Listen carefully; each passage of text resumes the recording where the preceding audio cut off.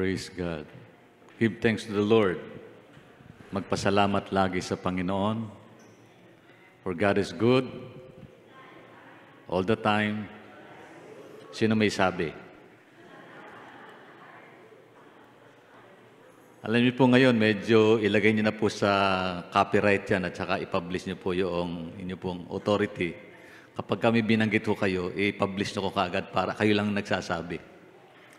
Minsan po sa mundong ito, parang inaangkin ng marami yung katotohanan na ang Diyos ang nagsimula ng lahat. God is good all the time. Wala pa po si Don Moen, God is good na po. At marami po nagsasabing God is good all the time, God is good. Amen po ba? Sino nagsabi? Si Lord. Alam niyo po, ang kultura nagbabago, ang pananaw ng tao nagbabago, ang kaisipan din nagbabago. Pero ang Diyos hindi nagbabago magpakailanman. Siya pa rin ang natili noon, ngayon at bukas. At hindi po siya kailanman magbabago. Amen. Napakabuti po ng Panginoon sa buhay nating lahat. God is good. Always. Every day, every moment ng buhay po natin. Siya nga po pala, magandang umaga po sa inyong lahat. Good morning! At ganun din po sa ating pong mga kapatid, mga kapatiran, kapwalingkod, kamanggagawa, kapuso, kaagapay, ano man ang tawag sa inyo, mga kaibigan, kapamilya, na ngayon po ay nakatune in po sa ating live stream. Magandang umaga po sa inyong lahat. Umaga man yan, hapon o gabi, magandang araw po sa bawat isa. Purihin po ang Panginoon sa kabutihan niya at karagdagang araw na ibinigay niya po sa ating pong buhay. And this is the day that the Lord has made and we must rejoice and be glad in it. Ito po yung araw na nilagyan ng Diyos sa bawat isa sa atin at dapat po tayo magpurit magpasalamat sa Kanya. Meron po ba dahilan tayo pang magpasalamat sa Panginoon? Praise God sa limang amen. Hello, meron po ba dahilan upang tayo magpasalamat sa Panginoon? Hallelujah. Muli, tayo pong lahat ay tumayo sa presence ng Diyos. Kung meron po kayong dalang Biblia, bakit ko ba nila sabi lagi yun? Alam ko naman, meron kayong dalang Bible eh. Nasa puso natin ang salita ng Diyos. Tama po ba? Salamat din po sa tatlong. Let's enjoy the day. Genesis chapter 13, verse 12. Hindi ko po alam kung familiar po kayo dito sa Genesis. Kung kayo po hanggang ngayon, naliligaw pa kung nasan yung Genesis, abay may problema po. Una, marahil ang Bible nyo New Testament lang at wala pong Old Testament. Kasi pag ang Bible nyo New Testament, anumang lipat nyo po, hindi nyo makikita ang Genesis. Ang Genesis po, ang una-unang aklat ng Biblia in the Old Testament, yung 66 book of the Bible, chapter 13, ito po ang ating mababasa sa buhay po ni Abram na tinawag po ng Diyos upang maging Abraham. Abram pa lang siya, ito po ang binanggit po dyan. Abram settled in the land of Canaan while Lot settled in the cities of the valley and moved his tent as far as Sodom. Gaano po kahalaga itong mensaheng ito sa pag-uusapan po natin ngayong umaga? Praise God. Shall we all bow our heads and let's pray first and ask God's direction and leading as we ponders on God's Word this morning. Habang ating pong patuloy na ating pong tinatamasa, nininilay-nilay, nilalasahan ang salita ng Diyos. Hilingin po natin sa Panginoon, mangusap siya sa puso ng bawat isa sa atin. Pangunahan niya tayo sa ating pong pakikinig ng salita ng Panginoon. Hallelujah.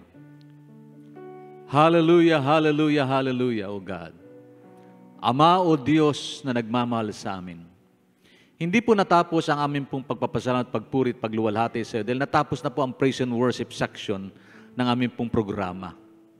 Lord, to worship you is not just a program ng aming pong schedule sa buhay, but rather it is our lives, O God. Ito po'y buhay po namin. Hindi lang po bahagi, kundi umiikot po yung buhay namin sa pagsambat, pagpupuri sa iyo. Because you created us to do so, sapagkat nilikha mo kami upang gawin ang bagay na yon, O Diyos. Kaya nga po marami pong malulungkot, bagamat umihinga, nabubuhay sa digdig na ito, because they fail to realize the purpose and the meaning of life. We exist to worship you. We exist to give you glory, honor, and praise. We exist to think about you. Nabubuhay kami upang isipin ka dahil ikaw ang the source ng aming pong buhay. Panginoon, salamat po sa karagdagang lakas at araw na dinagdag mo sa buhay namin ito. Indeed, you are so gracious, O God. Napakabuti mo sa amin. At hindi ka kailanman nagkukulang, O Diyos, sa aming Ama. Embrace us with your love, with your holy presence, with strength that comes from you. Though sometimes we feel weak, physically, we feel weak emotionally, we feel weak mentally, Lord, and even spiritually. But Lord, in you there is strength. There is always strength in you because you are the source of it. Kaya nga po pang sa umagang ito, humihingi po kami ng panibagong lakas at sigla. Nagpapakumbaba, lumalapit sa iyong trono ng iyong kahabagan, humihiling po ng biyaya, pagpapala, katugunan sa aming mga hinaing, mga pagluha, pain, suffering, O Lord. And maybe some of us are feeling weak. Lord, strengthen each and every one who are weak.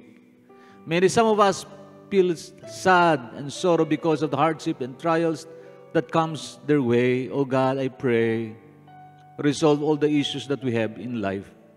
For your glory alone, oh God, we believe that you're humble and meek, that we can draw ourselves to you humbly, asking for your love to embrace us. Lord, narito po ang iyong bang lingkod. Gamitin mo bilang daluyan ng ipagpapala. Inaamin ko, Diyos, kung wala ka, wala akong magagawa. Ang kalakasan ko'y kalakasan nagmumula sa iyo. Ang talino ko'y talinong nagmumula sa iyo. I am nothing without you, and we are nothing without you, O God. At salamat po sa mensaheng ipong naisipabot sa amin. Huwag pong masayang, O Diyos, ang bawat sandali na ipinagkakalob mo sa amin, pinagkatiwala mo sa amin.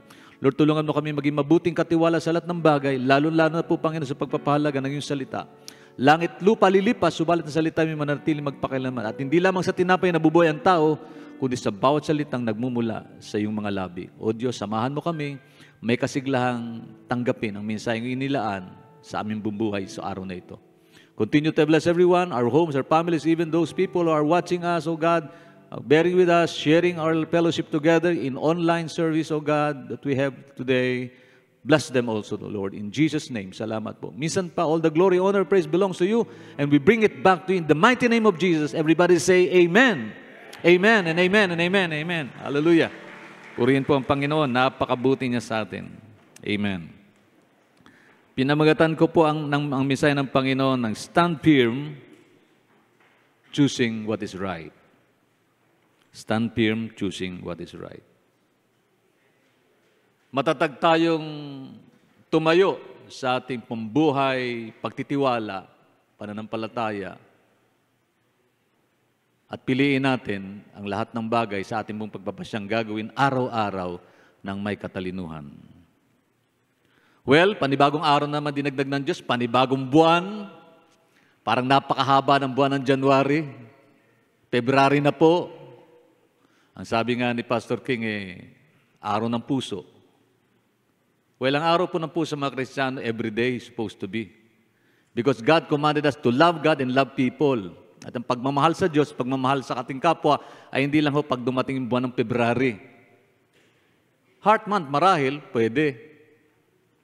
Kaya lang, ito yung panahon na nagmamahal ang lahat, pati presyo, nagmamahal. Ang lungkot naman, no? Nagmamahal ang marami. Well, salamat sa Panginoon because God loves us so much, mahal tayo ng Diyos, at yan ay hindi ho natin pwedeng tanggihan at pasinungalingan. Salamat sa buhay, salamat ang Diyos marunong magbigay, salamat ang Diyos ay nagpapala ng buhay, marunong magpatawad, punong-puno ng kabagan, pagmamahal, pagkalinga, at pagliligtas din naman.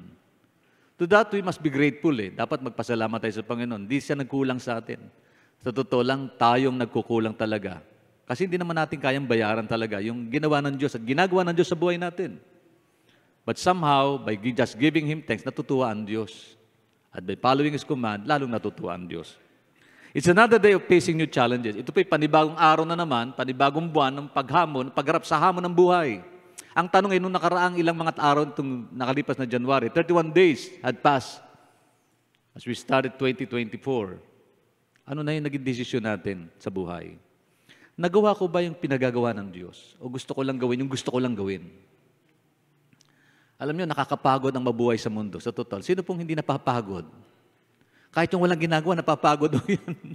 Yung mga tamad nga, pagod. Pag nutos parang ayaw kumilos dahil pagod eh. Parang feeling pagod ba? Wala namang ginagawa. So nakakapagod ang mabuhay. Sige po, nakakapagod din huminga. Kaya lang, pagka kayo na tinamad huminga, bahala po kayo sa buhay niyo. That would be the end of life. Hindi naman siguro maganda yon. Nakakapagod pong mag-isip. Sino nga po bang hindi nag-iisip? Nakapagod pong gumawa, nakapagod po ang humarap sa mga problema at hamon ng buhay. But that's part of life. Bahagi po yan ng buhay sa daigdig na ito. Wala pa po tayo sa langit. But we can enjoy heaven as we live in this world through Jesus Christ. Amen.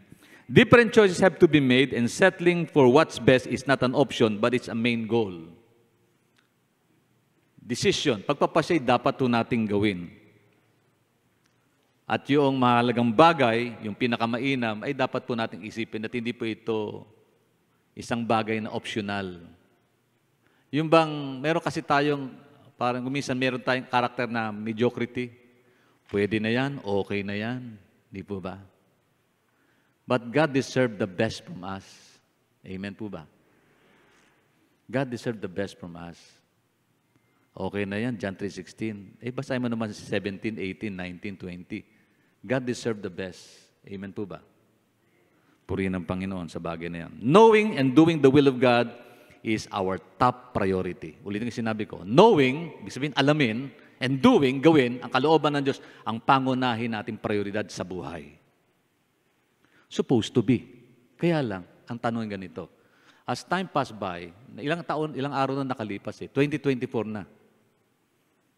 I've been in this world for almost 62 years na sa mundong ito, humihinga, nakatayo pa rin. Pero ang tanong ay doon sa 62 years na yon, ilan yung mga nasayang na panahon at ilan yung naging kalugod-lugod at nakapakipakinabang na panahon.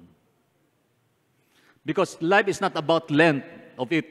Ang buhay po ay wala pong kinalaman sa haba nito, kundi doon sa quality time, that moments that we entrust our life to God. Kasi everything must be in the essence. Our work, activities, works, and even our decision must be in the active essence of our faith. Dapat ito po tudyok ng ating pagtitiwala sa Diyos. Kasi sabi ng Bible, sa Hebrew 11:6, without faith, we cannot please God. Kung wala kang pagtitiwala sa Diyos, hindi mo mabibigyan ng kaluguran ng Panginoon. So it is about loving God, putting our faith upon Him, and entrusting everything to Him. That's the essence of living para maging worthy yung life natin at maging makabuluhan yung buhay natin sa daigdig na ito. Kaya maraming taon na kamit na niyang gusto niyang gawin, pero malungkot pa rin. Bakit? Because they fail to realize and understand what life is all about. Kasi bigo silang mauntindihan at maunawaan kung ano ang kahulugan ng buhay. Our top priority is to do, to know, and do the will of God. Ano yung Lord's Prayer? Let thy will be done on earth as it is in heaven. Ano po ba yung kalooban ng Diyos sa buhay natin? Ano sabi doon? Maganap nawa ang bagay sa lupa tulad ng nais mo sa langit. Pero baliktad eh. Nagawa sana ang mangyabag gusto natin sa lupa upang umugnay ang langit. Mali po yun. Dapat po ang priority natin, alamin yung kalooban, nais ng Diyos na gawin natin sa buhay. Ang tanong ay ganito. 4 days na ang nakakalipas o 4 days na. Tumungtong na tayo sa buwan ng February. Are we doing the will of God? Understanding what it is, and have that wisdom in applying the word of the Lord that we have learned from Him throughout the days that had come and passed out. Hallelujah. Sayang naman kasi kung hihingalan tayo. Huwag na namang isipin huwag nang huminga. Sayang naman kung kakain lang tayo. Sayang naman kung matutulog lang tayo, magtatabaw lang tayo. Not knowing and doing the will of God. Because at the end of the day, it's not about you and me. It's not about our success in this world. It's about the goal and the plans of God for my life. Sa huling sandali ng buhay, pag umarap tayo sa hindi naman yung, hindi naman natin pwede sabi, Lord, ako po ay naging mabuting engineer. Sumikat po ako, naging presidente po ako ng TODA. Anong TODA? Tricycle and Operator, Drivers and Operator Association ng Pilipinas. O kaya naging mabuti po akong tanod. Hindi po ganun. Kundi dapat, lahat ng ito ay nakapaloob doon nakailalim mo ito doon sa kalooban. Lord, nagawa ko po yung kalooban mo. I accomplished everything that you want me to accomplish. Job well done. Dapat ganun, job well done. Amen po ba? Okay. Finish or not finish, pass your assignment. And what is our assignment? Our assignment is to do the will, to understand and to do the will of our Father. Yung priority natin yon. Okay? Balikan natin talatang ating binasa. Sa book of Genesis, chapter 13, verse 12. Because dito po sa puntong ito, meron pong problemang hinarap si Abraham. Kasama niya yung kanyang pamangkin na si Lot. Anong sabi ng Bible sa Genesis chapter 10? Yung istorya po ay napakahaba kasi hindi ko na nilagay sa akin PowerPoint. Pero ito po yung kwento. Mas maganda magkwento si Sister na detalye. Ang lalaki kasi pa nagkwento, parang walang saysay. Ito, kwento ko po. I hope that I can be able to share to you the narrative of the story. Ito po sabi ng Bible. Nagkaroon po ng problema, dumami na po yung kayamanan ni Abraham at ng kanyang pamangkin. Yumaman sila by following God, by believing on God, because they believe that God is a source of blessing. Naniwala sila, ang Diyos ang pinagmumula ng pagpapala ng buhay. So dumami yung kanyang ari-arian, dumami yung kanilang kayamanan, at hindi na magkasa sila sa lupa yung kanilang kinalalagyan. So naging wise si Abraham. Sabi niya, mas maganda pamangkin, Lot, maghiwalay tayo. Okay? Meron pong magandang paghihiwalay at merong pangit. Pag mag-asawa ang nag-usap ng ganyan, mali yun. Pero ito, kausayo, mister. Hindi asawa ni Abraham si Lot, ha? Pamangkin niya ito. Kasi, ano sabi ni Lot? Wise siya eh. Pamangkin, bagamat mahal kita, ako nagpalaki sa'yo. Parang ganun dating, no? Pinaparaphrase ko lang. Para hindi naman lang magtalo yung ating mga pastol. Kasi lagi nagtatalo sila eh. Kasi kulang na yun po yung sapat na pastulan para sa kailang mga ari-arian. So medyo masikip na yung lugar. Ang sabi ni Abraham, sabi niya, mas mainam siguro para hindi tayo nag-aaway, nagtatalo, maghiwalay tayo. Ayan, maghiwalay tayo. Yung paghiwalay, kung minsan mabuti yan, lalo sa mga magkakaibigan. Pag magkasama, lagi mag-aaway. Pero pag malayo, namimiss ang isa't isa. Ayan. So nangyari yun. Sabi ni Abraham, ganito. So mamili ka kung saan mo gusto, yung pipiliin mo sa'yo, yung matitira akin. Kung gusto mo sa bundok, sa patag ako. Kung gusto mo sa patag, sa bundok ako. Ano sabi po ng Genesis chapter 13, verse 7? Paki-reflect mo nga anak yung verse na yon. Okay, tingnan niyo po ang Bible niyo. Ito istorya. Basahin natin sandali yung pangyayari yun. Wala sa PowerPoint ko, pero may reflect mo yung chapter 13 ng Book of Genesis. Ito po yung ating mababasa. Mula sa verse 7 ata, 8, 9, 10. Bago mag-13, ito po yung sitwasyon. Okay, magkaroon lang tayo ng simple Bible study. Okay po ba sa inyo yun? Amen. Para maintindihan natin yung total picture kung bakit nangyari ito. Bakit Abraham settled on a certain land na kung saan yung wise yung naging decision at si Lot bakit hindi. Kasi life is full of decision making. Ang buhay natin sa mundong ito, punong-puno po ito ng pagpapasya at pagpili. At napakalagang maging matalino po yung pagpili natin. Okay? So chapter 13, okay, meron kayong Bible, pakibuksan niyo yung Bible niyo po. Ayan. Sina-challenge ko po kayo magdala kayo ng Bible. Yan. Ang sabi po dito,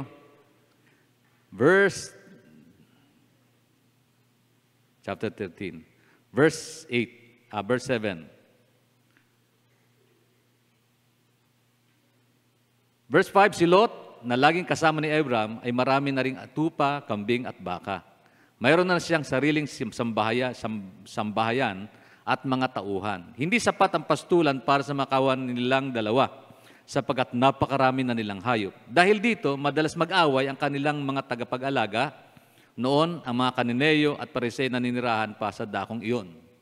Binanggit po dito na meron silang mga kapitbahay. Ano yun? Kananeo at Pariseo.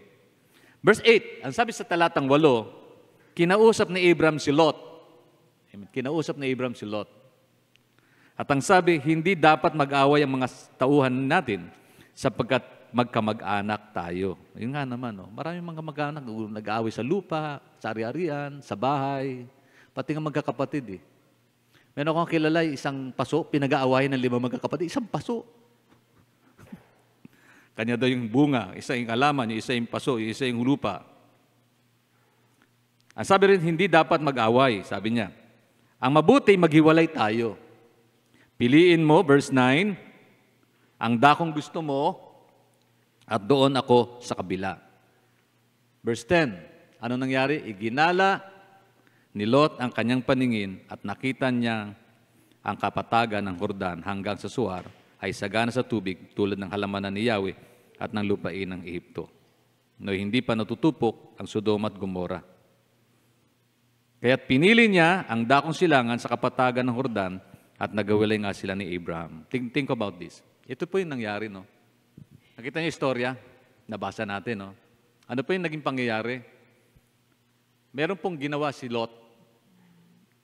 Tinignan niya in-apply niya yung kanyang wisdom, yung kanyang understanding. Sandali tingnan ko kaya yung maganda yung sinabi ng tito ko Bakit? Mamimili ako yung tira sa kanya. Kayo po, anong gusto niyo? Yung tira sa inyo o yung kayo mamimili muna? Sige po. Sino sa inyo may kakayanan na, halimbawa, gutom na, kasalan, ang tagal yung gantay. Yung gusto niya na kumain, hindi kayo makakain. Tapos dating gutom na kayo. Tapos sabi, nag-pray na sa pagkain, pipilan na. Sino gustong maunang tawagin yung kanyang table? At sino naman maglalaan? Brad, mauna ka na sa pila. Ako na sa huli.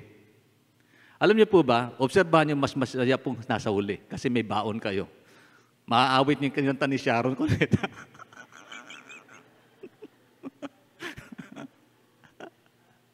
Kuminsan mainam yun. Kaya lang, hindi hindi na application ng reality. Ayaw nating nahuhuli. Ginawa ni Lot, inisip niyang mabuti. Anong sabi niya? Pinili niya yung ayon sa kanyang pananaw ay maganda para sa kanya. Okay? Para sa kanya.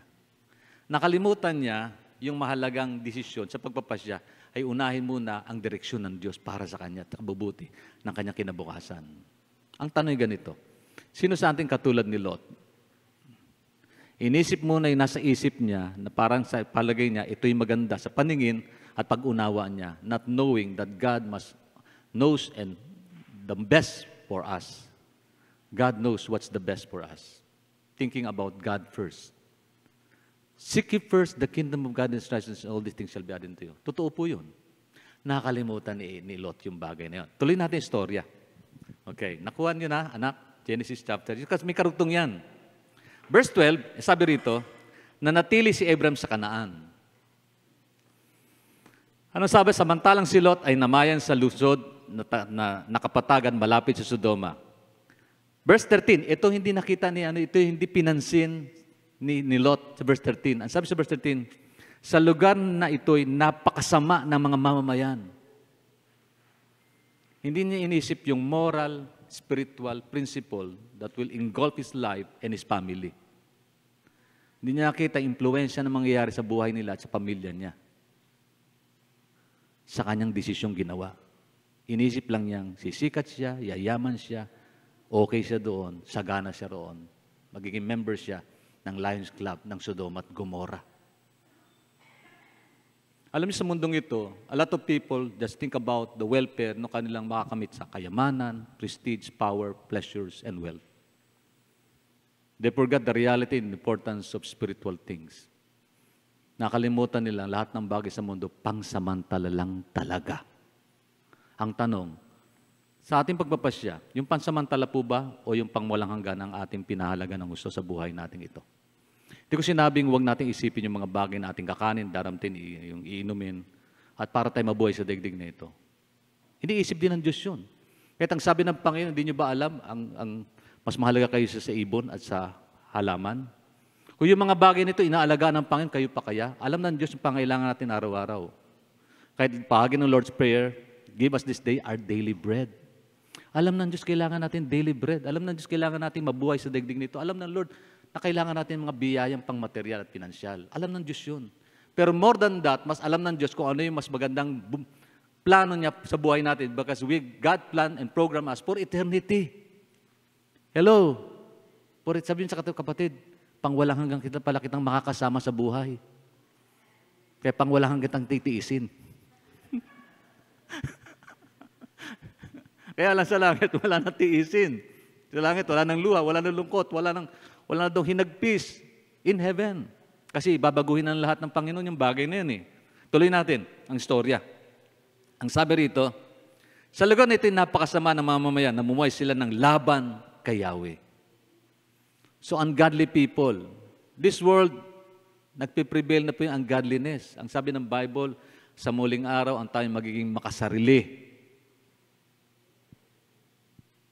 Makasarili daw. Salamat, wala niyan sa Caloocan, Bethel. Lord, sana po.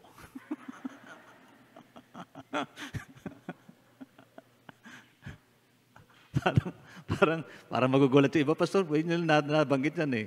Pinagmamalaki nyo, wala nyo sa kalooban saan po. Kasi realidad eh, ito yun eh. Hindi natin pwedeng isang tabi yung reality ng buhay. Kasi reality yun eh. Halimbawa, realidad po tumatanda tayo. Realidad po yan. Realidad po na may patahanang wasak, pamilyang sira at relasyong di maayos. Realidad po yan. Pero may ideal home, ideal lives. Pag sinabi ideal, perfect yun eh. Ideal marriage life, ideal home, ideal life.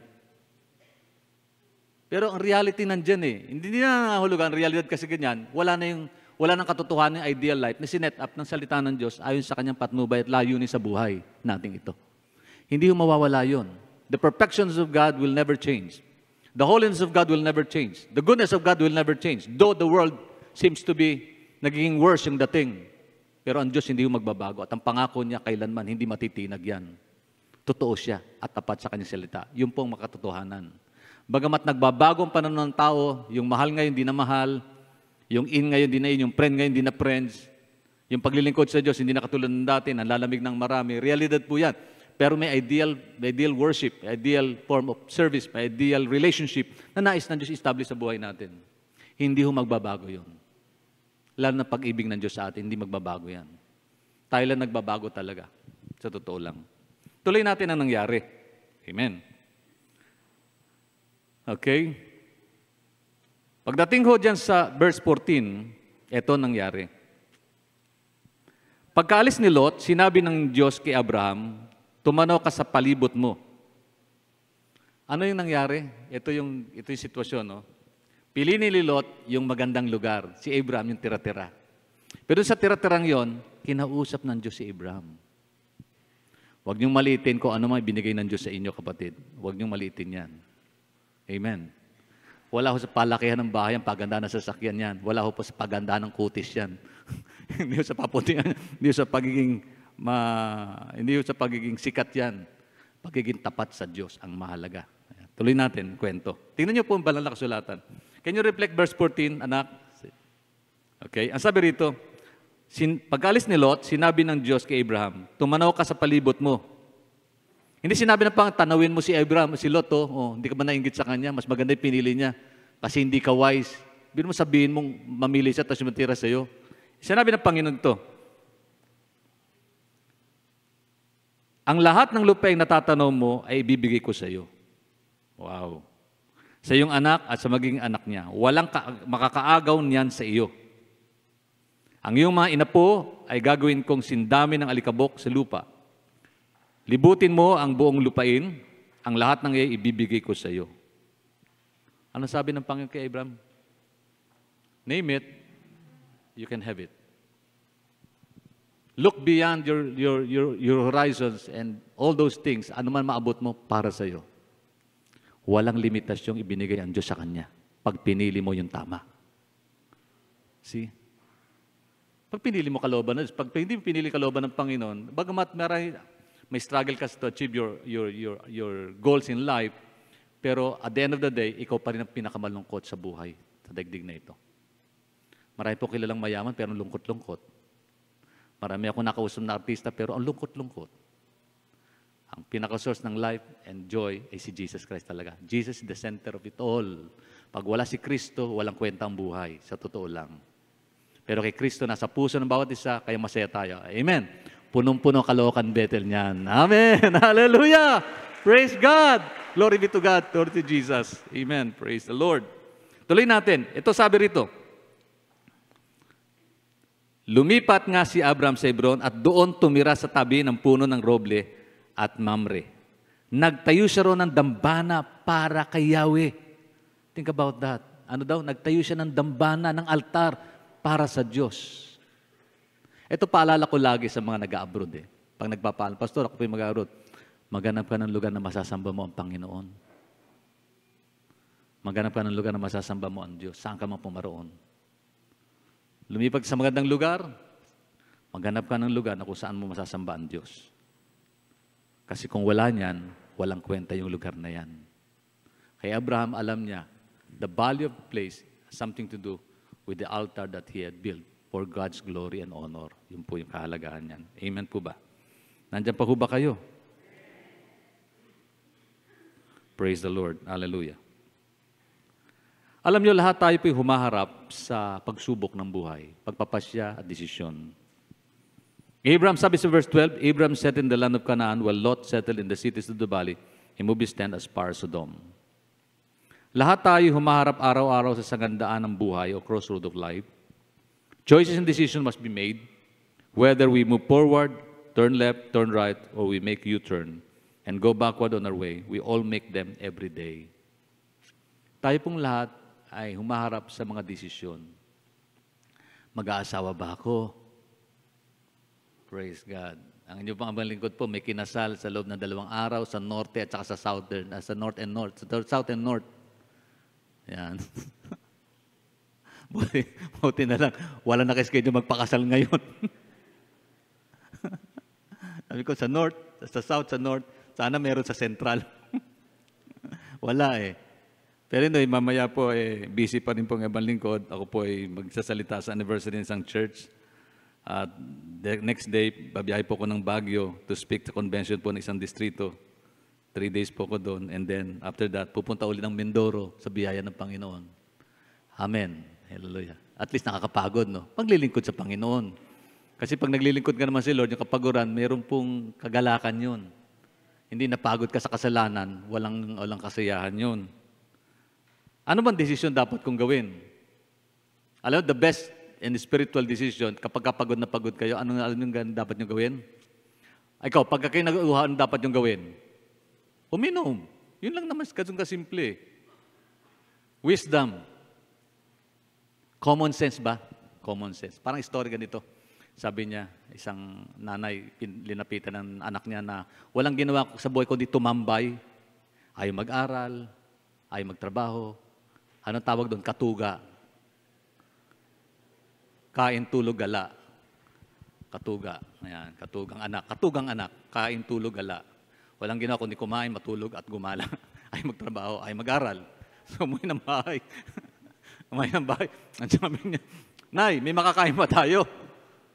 Sabi ng nanay niya, busy nanay, nananahi. Sabi, tingnan mo sa refrigerator. Di sabi ng anak, pumunta sa kusina. Nag-isip, Nay, wala naman tayong refrigerator. Di wala kang makakain. Common sense lang, anak. Wala tayong ref, wala kang pagkain. Common sense lang. Ibig sabihin, common sense. Common sense, sentido common. Sentido common lang. Pag nauuhaw ka, uminom ka. Pag inaantok ka, matulog. Kapag napapagod ka, magpahinga. Ano sabi ng Psalms 127? Agang-agang gigising, gabi-gabi lang matulog, pinagpapahinga ng Diyos ang kanyang mga mahal. Matulog ka naman. Matulog ka naman. So hindi ho masamang matulog. Huwag lang sa panahon ng sermon. Ibang usapan po yun. Tuloy natin. Ang sinabi dito. Alam nyo, yung pagpapasya ay napakahalaga eh. Ano ba yung susuot kong damit? Yan. Diba? Ano yung agahan kong kakainin? Ito yung mga bagay po, simple lang yan. Pero yung mga basic things na yan, it defines who we are. It defines our character and attitude who we are. Yan po.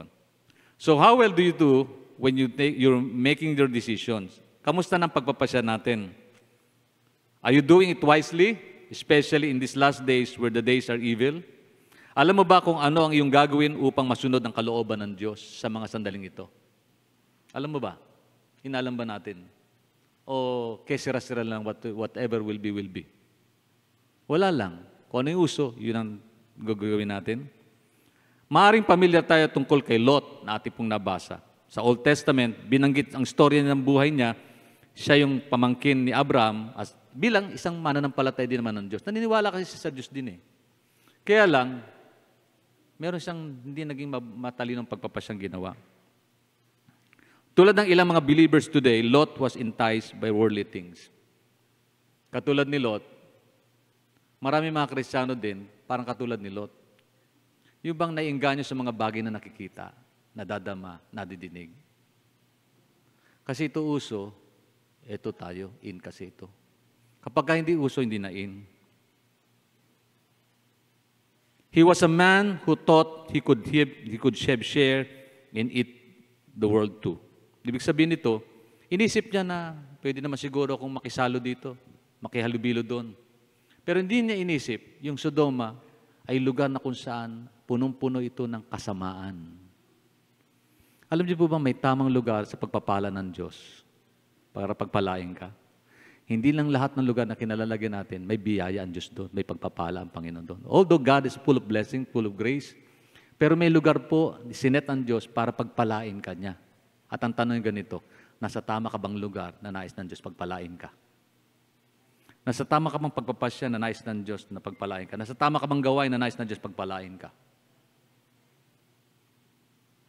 Hindi lahat na nasa taas na posisyon, kalooban ng Diyos. Hindi rin lahat na nasa baba, kalooban ng Panginoon. Lagi may kalooban ng Diyos sa tamang lugar na dapat natin kinalalagyan at dapat inaalam natin yung bagay na yun. Hindi ko po alam kung anong bukas ko, but I do know who holds my future. And I'm supposed to entrust my life to Him. Hindi ko rin po alam kung ganong haba ang buhay ko pa sa mundong ito. Hindi ko pa alam. Pero alam ko, alam ng Diyos kung gaano pa kahaba ang natitirang buhay kong ito. Ang mahalaga niyan, dapat inaalam ko yung assignment ko upang sa at the end of the day, whether finish or not finish, pass your assignment, ina-accomplish ko yung assignment ko. Natapos ko yung takbuhin, natapos ko yung journey ng buhay ko na nais ng Diyos na tapusin ko. Ganon din ang bawat isa sa atin. Dapat natin inaalam yun. Bilang tatay, ako bilang tatay, may responsibility ako sa aking pamilya. Ano ba yung decision na dapat kong gawin? Ano yung mga pagpapasyan dapat kong gawin makabubuti sa aking pamilya bilang tatay? Kayo bilang nanay. Maba yung posisyon ko bilang tatay? Nagawa ko ba yung assignment ko bilang mabuting tatay, makadiyos na tatay? Although I'm not perfect, hindi po ako perfecto. No one among us is perfect. Nakakapagsalita rin akong hindi tama, nakapaggawa ko ng mali. But by God's grace, I'm trying my best to be a good father to my family, to a good husband to my wife, a good brothers to my siblings, and a good son to my parents na kinuha na ng Panginoon. Ibig sabihin, if I want to be blessed by God, dapat alam ko yung position ko. Alam ko yung lugar na dapat ako pagpapalain ng Panginoon. Alam ko yung bagay na nais ng Diyos na dapat kong ginagawa sa buhay kong ito. Ang tanong ay ganito, tayong lahat, ganun po ba iniisip natin? Tahimik na ako kayo.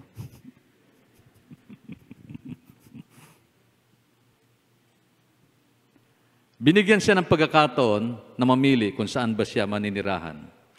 At nagpasya siyang magtayo ng kanyang tolda sa siyudad ng Sodoma at Gomorrah. Genesis chapter 13. Sa panahon na yun, parang simpleng pagpili lamang naman ang kanyang gagawin. Not a big deal. Diba? Pagpili lang naman eh. Nanggit tayo, mabuti ka pa. Mag-a-abroad ka na. Mabuti ka pa, ang sweldo mo ganito kalaki. Hindi niyo po ba alam, hindi lahat ng sweldo malaki, masaya. Hello?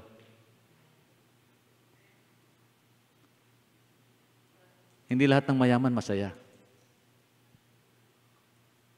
Lalo na pag pinag-usapan yung buhay na wala hanggan. Maraming wala niyan. Pero alam niyo, marami pong may hirap na taga-Caloocan Bethel masaya. Parang ang yaman-yaman nila. Marami niyan. Amen. Hello. Ito madalas ko sinasabi. May mga bagay na hindi kayang bilhin ng pera. Uulitin ko naman para paalalahan tayo. Kayang bilhin ng pera ang malambot na higaan. Naku, mahal yan. Lalo na yung waterbed, yung soft bed, napakamahal niyan. Eh kung ikaw higaan mo, banig lang, kawayan, matigas sa likod, di ba? Pero nakakahimbing ka naman, humihili ka pa kung dinig ng kapitbahay hilik mo, eh mas mapalad ka. Hindi nabibili ng pera ang himbing sa pagtulog. Hindi nabibili niyan. Amen. Kung mahimbing kang matulog, sapat, mapalad ka. Kahit nahigaan mo matigas. Hindi nabibili ng pera, o nabibili ng pera masarap na pagkain, pero hindi nabibili ng pera ang gana sa pagkain. Amen. Hindi nabibili ng pera, o nabibili ng pera at napapagawa ang malaking bahay, pero hindi nabibili ng pera ang masayang tahanan. Hindi nabibili yan. Kaya mong bili ng kausap, bayaran ng kausap at mga kasama sa buhay. Marami niyan. Bayaran mo ako, bayaran kita, kausapin mo ako, bayaran kita, samahan mo ako. Pero hindi mo mababayaran ang taong magmamalasakit kahit walang bayad sa'yo. Hindi mo bibili ang tunay na kaibigan na kahit wala ka, nandyan sila Kahit nagkamali ka, nandiyan sila, palakasin ka. Hindi nabibili yan. Ibig sabihin po, may mga bagay sa mundong ito, hindi mo makamit dahil sa kasikatan mo, katanyagan, posisyon, at kayamanan. Pero mabibili mo, matatanggap mo ito dahil sa biyaya lang ng Panginoon. At higit sa lahat, pwede mong bilhin yung magagarang libingan, mamahaling higaan na nakabulak na yung ilong mo. Nabibili yan. Sabi mo nga ganda-ganda naman ito. Meron po akong pinagdausang funeral service, in-invite po ako. May position sa gobyerno, may position sa lipunan. Ang mahal-mahal ng casket. Doble milyon. Milyon siya ang casket niya. Milyon. Pero ang tanong sa langit ba siya pupunta? Hindi nabibili ang kaligtasan.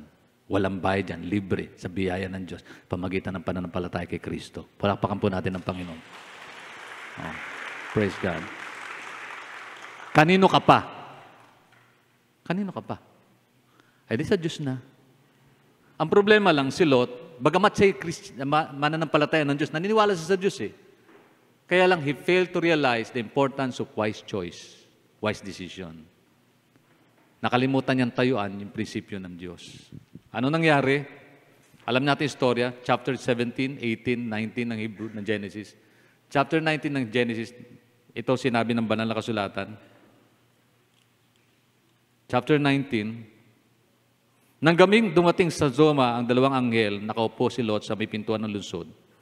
Pagpapakita sa kanila, siya tumayo at sinalubong sila. Nagpatira pa siya sa harapan ng mga anghel, mga Ginoo, wika niya. Kayo po'y inanyayahan ko sa amin. Doon na kayo maghugas ng paa at magpalipas ng gabi. Bukas na ng umaga kayo magpatuloy sa paglalakbay. Dinalaw ng anghel yung Sodoma at Gomorrah, dinalaw niya si Lot doon sa lugar na yon. Sabi sa verse 3, ngunit sila'y pinilit niyang mabuti, kaya sumama rin sa wakas. At pinaghanda sila ni Lot ng masarap na hapunan. Nang matutulog na sila, pinaligiran ng mga Sodoma at Gomorrah ang bahay ni Lot. Lahat ng lalaki ng lungsod, bata at matanday naroon. Pasigaw nilang tinanong si Lot, nasaan ang mga panauhin mo, palabasin mo, sisipingan namin. Wow, ang tindi ng kasalanan ng Sodoma at Gomorrah. Naroon yung mga lalaki at babae, bata at matanda, nakapaligid sa bahay ni Lot, kinakatok. Palabasin mo yung mga lalaking bisita mo, sisipingan namin. Wow. Ano ibig sabihin nun? Alam niyo, daigdig na ito. Because of our liberty to do what we want to do, lumayo na tayo sa prinsipyo at modelo ng Diyos at pattern ng Diyos sa buhay. Ang pananaw ng marami, kung saan ka masaya, susuportahan kita. Yung kasiyahan na gusto niya mangyari, lihis sa katutunan ng Diyos, susuportahan mo pa ba? Dapat hindi na. Itinutuwid na yon. Ang problema po, eto nangyari. Tuloy natin. Alam natin istorya, pinapaalala lang sa atin ng Panginoon ito eh. Nasaan ang mga panauhin mo, palabasin mo at sisipingan namin. Lumabas si Lot at sinira ang pinto, sinabi niya sa mga tao, huwag mga kaibigan, napakasama ng gagawin ninyong iyan. Ako'y may 2 anak na dalaga, sila nang ibibigay ko sa iyo. Huwag lamang ninyong galawin ang mga lalaking ito. Mga panayin ko sila at dapat ko silang ingatan. O tingnan pati si Lot po, nag-isip na rin ng pangit. Huwag, bisita ko ito. Ito, may 2 akong anak. Sige na, sila na nanggasain ninyo. Isipin niyo po, tama ba yung inisip na tama ba yung naging tugon ni Lot? Mali din. Why? Naapektuhan na ho siya ng mga bagay na ayon sa kanyang nakikita sa paligid niya. Alam niyo po ba, ang mundong ito, mas malakas yung impluensya para matangay tayo. Hello. Uso ang TikTok ngayon. TikTok lahat. Kasalanan ba? Hindi ko sinabing kasalanan. Mas concerned tayo sa Facebook kaysa sa homebook. Hindi ko sinasabing mali mag-post sa Facebook. Hindi ko sinasabi yun. Sinasabi ko lang, ang gaganda kasi pinipost mo sa Facebook, pero bakit ninyo i-post yung pangit ng buhay natin sa Facebook? Kasi hindi yun na totoo. Yung reality, nasa loob ng bahay, kung sino tayo, yun talagang totoo. Yung sa Facebook, ano yan? Facebook, yan yung, ano tawag nga dyan? Yung outward appearance of what we have in this world. But what is inside, hindi naman natin may lalatag yun eh. Kasi ang Diyos na nakakaalam ng bagay na yun. Yung ating homebook. I'm not saying doon sa mga nagbasa, doon nag-i-indulge sa Facebook na mali at kasalanan yun. Hindi po. Kaya lang kung bibigyan mo lahat ng panahon mo dyan at nakalimutan mong pahalaga ng salita ng Diyos, hindi mo man nabasa Bible, puro ka Facebook, puro ka posting, nakalimutan mo i-post mo yung kabutihan ng Diyos sa buhay mo, we fail the point of true living, glorifying, worshiping God. Nakaintindi ba tayo? Friend pa rin po ba tayo doon sa mahilig mag-Facebook? Hindi ko sinasabi, mali ang Facebook, no? Ang sinasabi ko lang, mas mahalaga yung homebook kaysa sa Facebook. Homebook, ito tayo kasi. Yan, ito tayo. Parang ganito, gusto niyo makilala si Pastor John, tumira kayo sa bahay kahit isang buwan. Kasi yun ako. Masipag ba si Pastor John? Punta ka sa bahay. Nakita niyo kung paano ako gumalaw, kumilos. Mabait pa si Pastor John? Punta ka sa bahay. Leo, sino ito? Tingnan natin sa Facebook kung sino siya. Ba? Kaya marami na scam eh. Marami naluloko, marami nadadaya. Hindi ko sinabi mga takalokan nun, dadaya sa Facebook. Hindi ko sinasabi ganun. Sinasabi ko lang yung home book is much more important and valuable than the Facebook. Hello? Nandiyan po ba kayo? Lalo na yung heaven book. Kasi sabi ng Biblia, pagdating daw ng araw, hahatulan tayo ng Diyos. At may dalawang aklat na bubuksan, according to the book of Genesis or Revelation. Dalawang aklat ng buhay at lahat ng mga gawa. Pag sa aklat ng buhay, pangalan mo nakatala doon, okay. Attendance. June Mortel, Cipriano Glory Mortel Jr., present. Aklat ng buhay. Tapos aklat ng magawa. Bubuksan daw, aklat ng magawa. Doon nakatala lahat ng bagay na gawin natin habang tayo nabubuhay sa daigdig na ito. Wow, nakatala pala yun sa langit. Sa araw na ito, February 4, 2024, ito ginawa ni Pastor John. Nakatala yun. Sino nagtatala? Sa langit. May sekretary sa langit. Agenda. Eto. Sabi po ng Revelation, dalawang aklat ang bubuksan eh. Aklat ng buhay at lahat ng mga gawa na ginagawa natin sa buhay. Amen. Ang mahalaga niyan, sa mga desisyong ginagawa natin, ano yung tama? Ayan. Kaya parang simple lang pagpiling ginawa ni Lot. It's not a big deal. It was just a place where to live in. Not the big or bad a decision kung ating iisipin. Tuloy natin yung kwento. Verse 9, chapter 19 ng Sodoma, ng Genesis. Ito po sabi rito.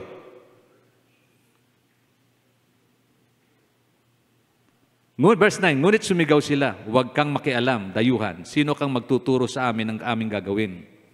Tingnan nyo. Sabi ng mga Sodoma at Gomora, sino ka ba? Dayuhan ka lang. At huwag mong ituro ang gusto namin gawin. Yan ang kaisipan ng mundo ngayon. Huwag mong pakialaman gusto nila. Suportahan na lang natin. Ang tanong ay ganito, mga magulang, tinuturo pa rin ba natin yung tama sa ating mga anak? O kahit mali, tinotolerate na lang natin yung bagay na yun.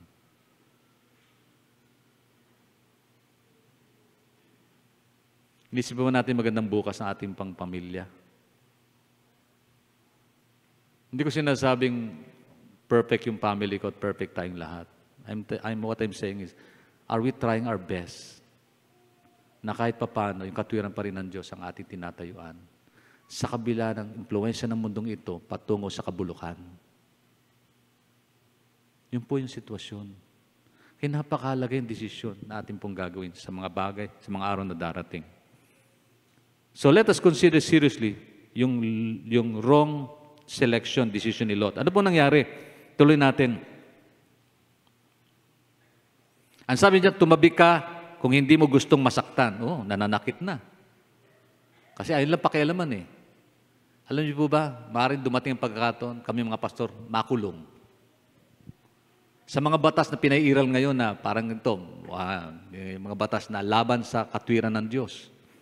Sa Amerika nga po, bawal nang magbasa ng Biblia sa loob ng paaralan. Bawal na yan. Kundi makukulong ka. Kuha niyo yun. Pag tumanggi ka na hindi mo dapat kasalin kasi mayroon po silang provision na gustong bigyan ng laya, samantalang tayo gusto nating bigyan naman ng laya kung saan siya masaya, di suportahan natin. Kung malingat, ayaw ng Diyos ng prinsipyo na yun eh. Papayag ka. Pag tinanggihan mo ikasal, makukulong ka. May mga bayan po na ganyan na po ang batas. Maaaring dumating po sa atin yan. Ang tanong tatayin po ba natin katwiran ng Diyos o hindi?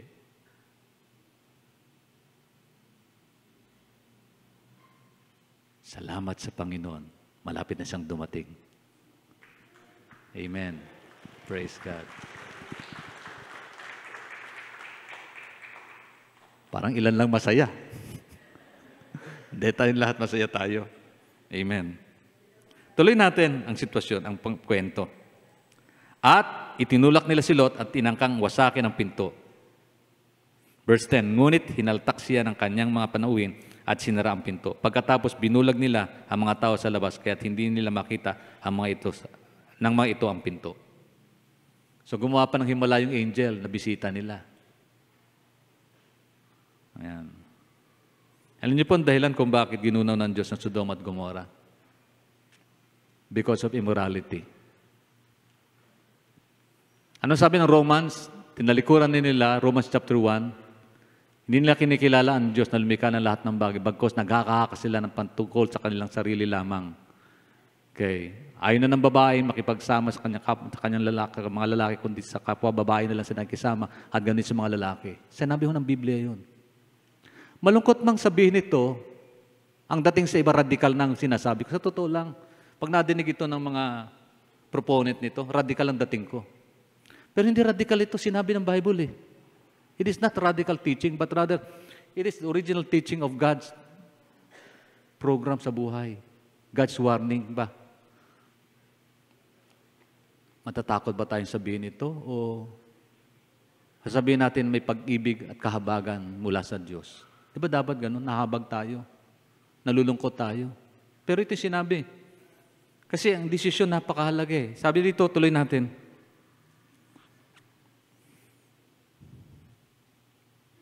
Verse 12, sinabi ng dalawang panuhin kay Lot, madali ka, isama mo yung lahat ng iyong mga anak, kamag-anak, umalis na kayo, sapagkat gugunawin namin lungsod na ito. Dininig ni Yahweh mabibigat no, sumbong laban sa mga taga-Sodoma, at naparito kami upang wasakin ang lungsod na ito.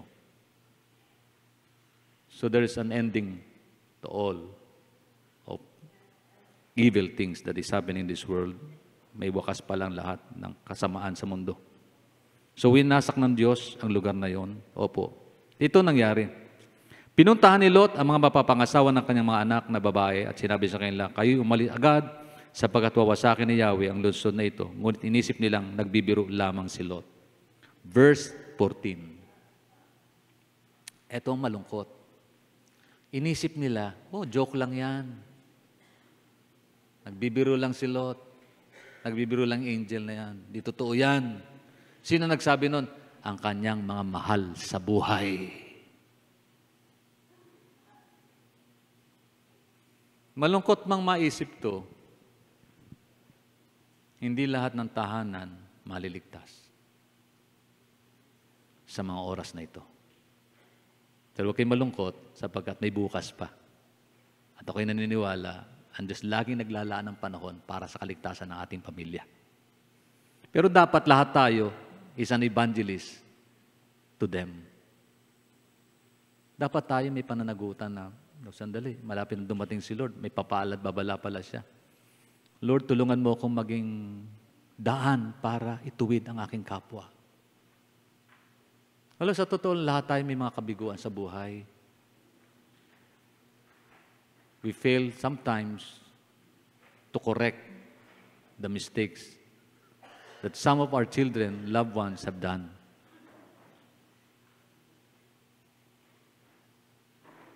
We miss the point of understanding the purpose of God, yung holiness ng Panginoon sa buhay natin. Pastor, February po, love month. Ang mensahe niya parang helmet. Hindi ko. Napakahalaga po ito. Tuloy natin. Verse 15, nang magbubukang liwayway, inapura ng mga anghel si Lot. Ano sabi ng anghel? Magmadali ka. Ialis mo na ang iyong mga asawa at mga anak nang hindi kayo madamay sa paggawasak ng lungsod. Take note of this. Magmadali ka, isama mo ng buong sambayan mo. Bakit? God is so much concerned about our families, the salvation ng ating pong pamilya. Nasa puso po ng Diyos yan. Kapatid, kung anak mo hindi mo pa kasama sa gawain na pa, hindi pa siya nakilala sa Panginoon, nasa puso po ng Diyos na iligtas siya. Higit siyang concern kaysa sa concern mo. Naniwala ba kayo doon? Higit siyang concern. Opo. Kasi habang may araw, may pag-asa po ang Panginoon. Ang Diyos po'y kumikilos, gumagalo sa puso ng bawat isa. It must be our desire, Lord, nawa po magkaroon po ng tamang pagpapasyang anak ko, asawa ko, pamilya ko, para tanggapin ka bago dumating ang wakas ng buhay. Huwag ko tayong magkulang sa panalangin. Pag-pray natin sila. Kasi prayer works. May power ang prayer. May power ang prayer. And then, start to share to them in whatever means, sa anumang kaparaanan, yung pag-ibig, pagliligtas ni Kristo. Huwag ko tayong maging kimi. Huwag tayong manahimik. I-share natin sa kanila. Paalala natin sila. Babalaan natin sila. Patnubayan sila ng Diyos. Bigyan natin sila ng mensahe ng Panginoon na may pagmamahal, pagliligtas. Paano natin tinanggap si Kristo, matanggap nila sa kanilang buhay. Kasi wala pong imposible sa mga. Walang pusong matigas na hindi kayang palambutin ng Panginoon. Walang buhay na pangit na hindi kayang ayusin ng Diyos. Walang buhay na hindi maganda na hindi kayang pagandahin ng Panginoon. Walang taong hindi ligtas na hindi kayang iligtas ng Diyos. God has power, all the power to do the miraculous thing that could happen in the lives of men. Because the greatest miracle of all is the miracle of salvation. Salamat sa Panginoon. Lahat po ng ligtas, magpalakpak sa Panginoon. Purihin ng Diyos. Hallelujah! Glory be to Jesus! Ano nangyari? Tuloy natin.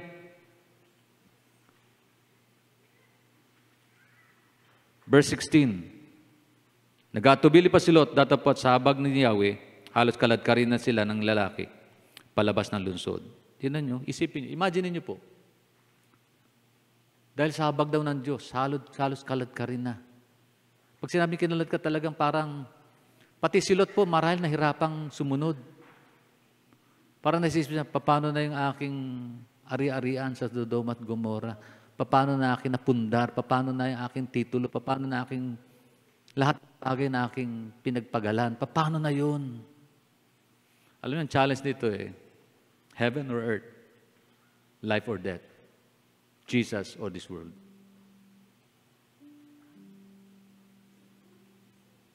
Tuloy natin. Ang sabi rito, pagkatapos sinabi ng mga anghel, iligtas ninyo ang inyong sarili, huwag na kayong lilingon o hihinto sa kapatagan. Magtago kayo sa kabululan para hindi kayo mamatay. Verse 18, ngunit sumagot si Lot, huwag na roon, Ginoo. Sa bagay napakalaki ng utang na loob ko sa inyo. Iniligtas na ninyo ako. Ngunit napakalayo ng kalaburulan. Baka hindi na ako makarating doon. Hindi ba maaring doon na lamang sa maliit na bayang iyon? Nag-request na siya. Alam niya hindi niya nakaya. Pero sabi rito, oo, doon na kayo magpunta at hindi ko wawasakin ang bayang iyon. Kahit pa paano, yung biyaya ng Diyos nandun pa rin. Upon the request. Kaya, madali ka, hindi ko may tutuloy ang gagawin ko hanggat wala ka roon. Tingnan nyo, bibigay pa rin pagkakataon ng Diyos. Chance for us to be saved. It is a matter of choice. Life is a matter of choice. Tuloy natin. Verse 23. Mataas ng araw na sapitin ni Lot ang suar. Ang Sodoma at Gomora ay saka pa lamang pinaulanan ng Diyos na nagniningas na asupre. Tinupok ni Yahweh ang mga lungsod na iyon at ang buong kapatagan. Lahat ng mamamayan doon, pati ang mga pananim, ngunit lumingon ang asawa ni Lot at kaya siya'y naging haliging asin. Hallelujah. That the end of Lot's choice. Nagsuffer po ang kanyang buhay at kanyang kinabukasan. Napahamak yung kanyang asawa. Hindi nagawang hindi lumingon. Alam niyo po, nagsimula yan sa maling desisyon. And as I wind up, having these questions, let's seriously consider Lot's wrong and unwise choice for a moment, and even ask ourselves these important questions that could help us whenever we make decisions and choices of our own. Atin pong isiping mabuti yung nangyari kay Lot. upang sa ganon ay matuto tayong magkaroon ng matalinong pagpapasya sa buhay. Kasi salamat sa Diyos, binigyan niya tayo ng kakayanang mamili. Hindi niya tayo pinilit. Una, saan tayo dadali ng ating ginawang pagpapasya? Ano ang magiging bunga nito?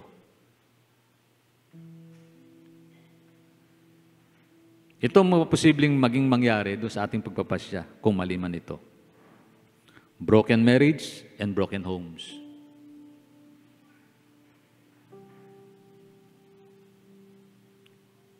Maaring unwanted pregnancy doon sa mga kabataan dahil nagpasya kang ibigay lahat.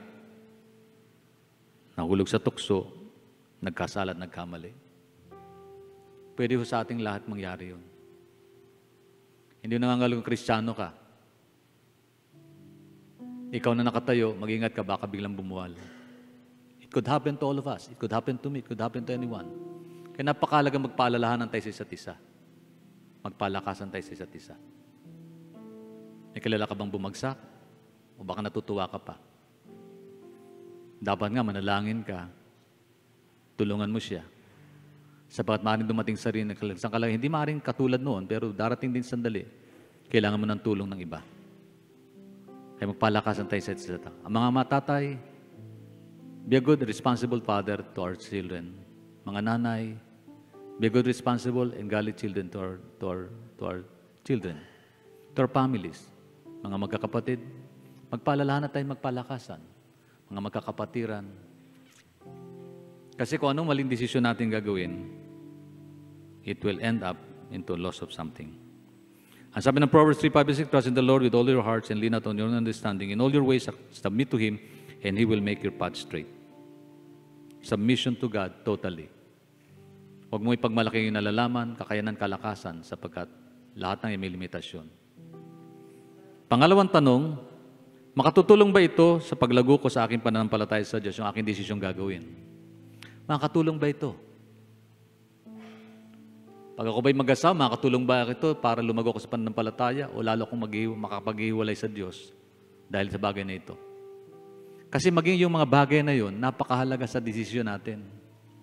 Sino mapapangasawa ko? Saan ako magtatrabaho? Mag-abroad ba ako? Magmi-mission ba ako? Saan ako magmi-mission? Napakahalaga po. Sa darating pong linggo, huling linggo ng buwang ito, may eleksyon po tayong gagawin. Doon sa mga kandidato, ano bang kalooban ng Panginoon? Napakalagang maisip natin kalooban ng Diyos. Kasi kung hindi, pinilit lang natin. Hindi ko sinabing hindi kalooban ng Lord, masama kayo. Hindi po. Dapat doon natin tanggapin, may plano ng Diyos, may kalooban ng Diyos sa lahat ng bagay. At pagka maling desisyon, will end up nothing. Sorrowful lang. Pati ba yun? Yes po. Ang hirap naman, nagpapasura ko kasi hindi pala kalooban ng Lord na sa inyo ako. Lulungkot ang buhay ko. Ganon din kayo. Ganon lang po yan. There's always a right place for a right person, a right place for a right blessing ng Diyos. Ang tanong makakatulong ba ito sa paglago ko sa aking pananampalataya sa Diyos? Maluwalhati ko ba ang Diyos sa gagawin kong pagpili at pagpapasya? Pati doon po sa mga boboto. Huwag ko kayong bumoto dahil kaibigan nyo, kakilala nyo, dahil kain nyo. Bumoto tayo dahil ito kalooban ng Diyos. At dapat to, kahit di nyo kilala kung kalooban ng Panginoon, ito magpiprevail. Hello, nandiyan po ba tayo? Kasi kung hindi, darating araw, friendship may end, fellowship may end, intimacy may end in this world. Pero kapag kakalooban ng Diyos nangyari, ang buungan niyan lahat ng yan ay mabuti. Amen. Makakatulong ba ito sa paglago ko sa aking pananampalataya sa Diyos? Hallelujah. Kung titignan mo ang mga friends mo sa iyong pinili na mga kasama, sila ba'y magpapatibay o sila magpababagsak sa iyong faith sa Diyos? Simpleng katanungan pero mahalagang desisyon dapat gawin. Bilang pastor, I've seen good people, godly people, derail and crash spiritually. It happens, even to us, ministers of the gospel. It happens. Kaya wala ko kami pagmamalaki. Maging mga pastor katulad ko, bumabagsak, bumibigay, di naman. Kaya desisyon napakahalaga po. At ang panalangin ng bawat isa, napakahalaga para mapalakas tayong lahat. No man is an island, wala. Sa totoo lang, hindi ko kayang sagutin lahat ng tanong ninyo. Hindi ko kayang abutin lahat ng pangailangan ninyo kasi tao lang tayo. Huwag kayong magtatampo kung may mga pagkataon hindi ko kayo mapuntahan, madalaw man lang. Pastor, patay po si gano. Puntahan po natin. Meron pong mga funeral wake na hindi ko napuntahan. Kasi hindi talaga ako makakapunta sa kadalanan. I hope huwag kayong magtatampo. Tao lang. May kakulangan. May pangailangan, may kainaan. Ganon din ang bawat isa.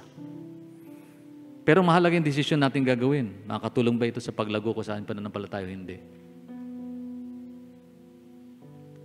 Amen. Paglilipat po kayo ng bahay, huwag niyong aalis yung katotohanan na kailangan yung pagsamba sa Diyos. Saan mo kayo naroon? Kung walang church, then begin to build a church by yourself. Pwede naman gamitin ng Panginoon tayo, di ba? Sa loob ng bahay, kaya house church nga ang programa ng Assemblies of God ngayon. Kung naroon, magsimula kang gawain. Sama mo anak mo, magsimula kayo sa sala, sa bahay. Alam niyo yung pandemic nangyari sa atin? Hindi niyo ba alam? Kinontain tayo ng Lord sa loob ng tahanan upang sa ganun may establish ang prayer life sa ating bahay. Pero nung mawala ng pandemya, nawala na rin prayer life. Prayer time sa loob ng bahay. Bakit ganun? Tapos ayaw natin magkaroon ng panibagong pandemic. Pero Lord, kung anong kalooban niya para mapagtibay ang ating pananampalataya, gagawin po ng Panginoon yun. Kaya yung desisyon natin napakahalaga. And lastly, ano ang sinasabi o pinapayag ng ating mga desisyon patungkol sa karakter at laman ng ating puso? Kasi whatever the decisions are, it reflects who we are inside of us. Halimbawa, pag desisyon mong patawarin ang kapwa mo,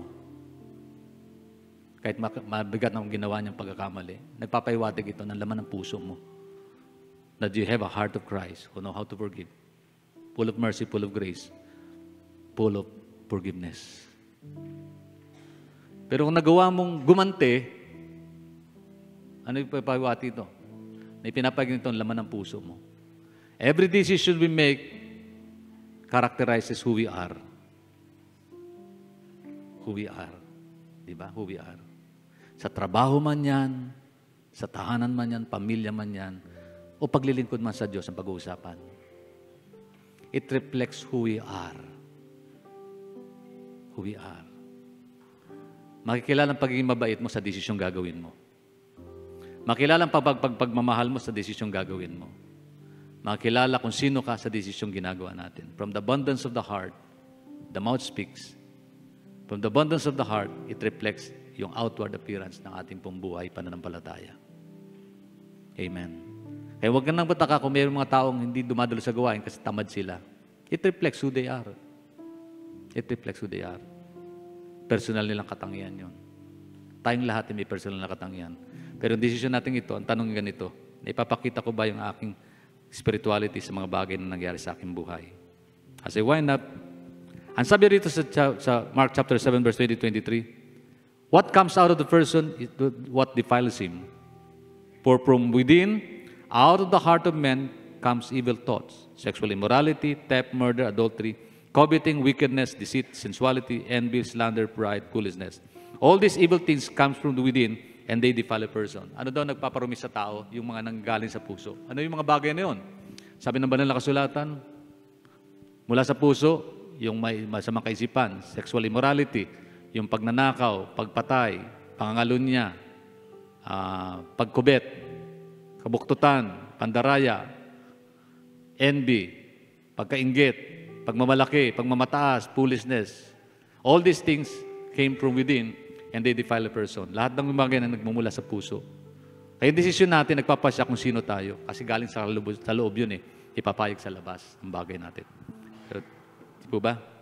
Ang sabi po ng James chapter 1 verse 12, blessed is the one who perseveres under trials because having stood the test, that person will receive the crown of life that the Lord has promised to those who love Him. Ano naman sabi dyan? Mapalad daw po ang mga taong nag-persevere. Perseverance, nagtitiyaga, nagtitiis sa kabila ng mga pagsubok dumarating sa buhay nila. At ito'y kanilang tinatayuan at matatag silang tumatayo sa bagay na ito. Sapagkat, sabi doon, they will receive the crown of life. Matatanggap nilang korona ng buhay na pinangako ng Panginoon kanino daw? Sa mga nagmamahal sa Kanya. Ano ibig sabihin? Ang mga nagmamahal sa Diyos, marunong magtiis. Marunong magtiis. Sabi din. Ano pong sabi ng 1 Corinthians chapter 13? Love endures all things. Love endures all things. Tingnan niyo ang pag-ibig ng Diyos. Kahit nagkamali ka, mahal ka pa rin niya. Kahit gusto niyang mamambalik ka sa Kanya, inidisiplina niya tayo. Kasi yung pag-ibig ng Diyos, it endures all things. It reflects in the character of God how He loves us so much. Ang tanong, how is our decision today? Kamusta ng ating pagpapasya? Naging matalino ba tayo? Katulad ni Abraham? O maaaring makatulad tayo ni Lot na ang desisyon niya nagdulot sa kanya ng kalungkutan at kawakasan ng kanyang tahanan at kasiraan nito. Napakahalaga po ng mga pagpapasyang ating gagawin.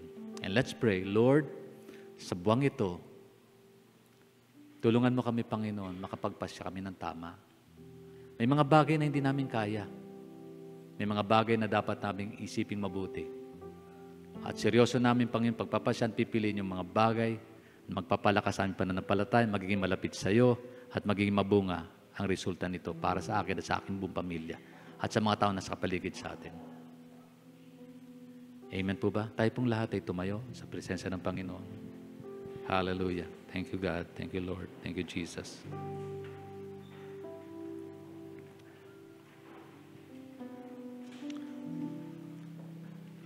Marahil meron tayong mga pagpiling gagawin.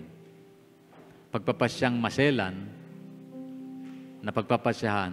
Bagamat nakatune in na marahil isisip natin, nakaprograma na lahat ng yan kuminsan sa iba. Diba? Pero ang tanong, lahat ba ng gagawin natin, nilatag na natin sa Diyos?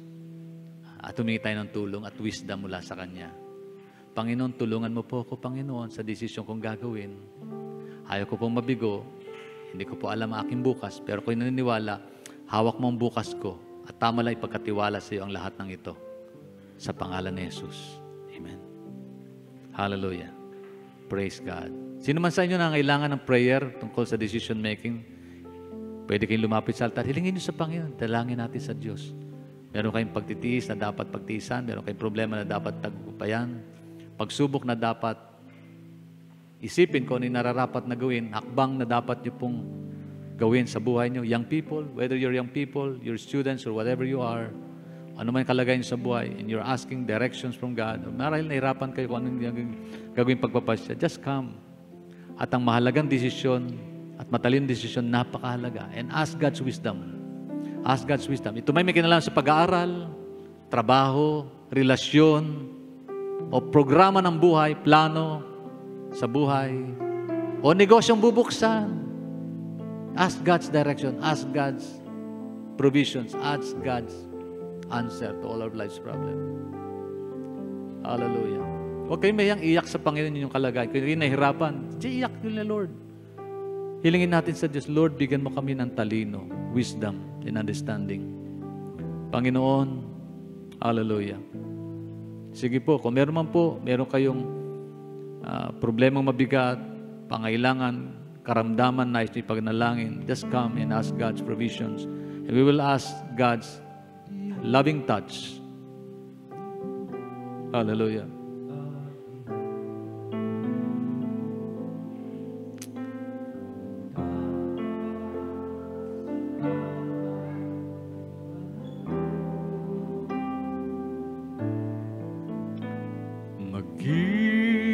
Sa kabila na aking pagkukulang, biyaya niya'y sa pulo na laan, katulad na pagsikat ng gintong araw, patuloy